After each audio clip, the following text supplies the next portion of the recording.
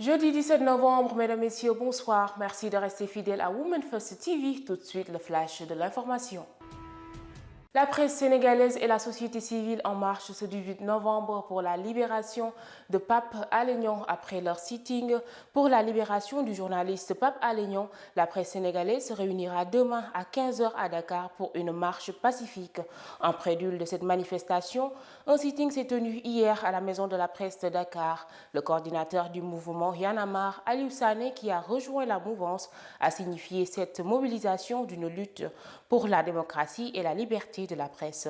Un esprit de solidarité entre confrères salué par les droits de l'homiste qui estiment par la voix de Maître Assane Dioma Ndiaye qu'il est dans la vérité et le respect de la déontologie de sa profession.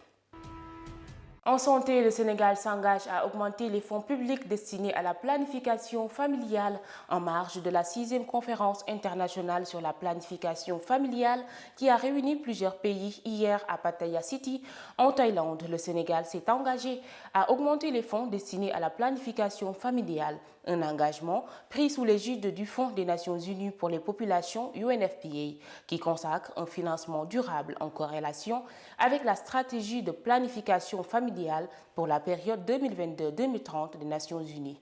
Selon la directrice adjointe du Fonds des Nations Unies pour les populations, Jane Keita, ceci constitue un changement important qui augmente l'implication des pays qui comptent de moins en moins sur les contributions des donateurs.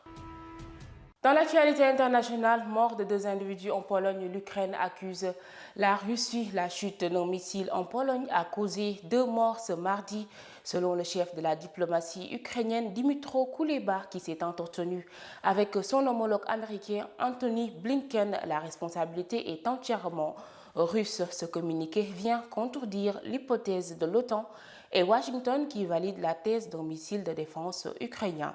Suite à ces événements, l'accord sur les exploitations de céréales ukrainiennes par la mer Noire a été prolongé de 120 jours selon Kiev. La réaction de Moscou est toujours attendue sur cette affaire. Focus sur Damilola Odufuwa et Odunango Ewegini, 2 entrepreneurs nigériennes qui ont figuré sur la liste des Bloomberg 50 des personnes qui ont participé à la modification de la face du commerce international en 2020, de même sur la liste de Time Next 100 en 2021. Ces 2 jeunes féministes se sont donné la main en 2020 pour créer la coalition des féministes qui agit autour des questions de la sécurité, de l'autonomisation et de la participation des femmes dans la politique du Nigeria.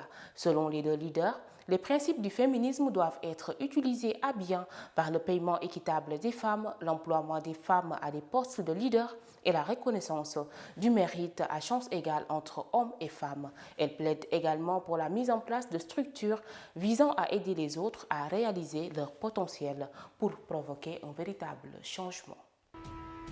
À présent, la page sport handball féminin, le Sénégal en demi-finale suite à sa victoire face à l'Égypte. L'équipe sénégalaise a obtenu un ticket double pour les qualifications en demi-finale du championnat africain et en mondial. Les Lions qui devront disputer une place à la finale contre l'Angola ce jeudi à 19 h 30. Le sélectionneur de l'équipe nationale Yassine Messaoudi ne perd pas de vue l'objectif et compte sur la détermination de son équipe pour y arriver.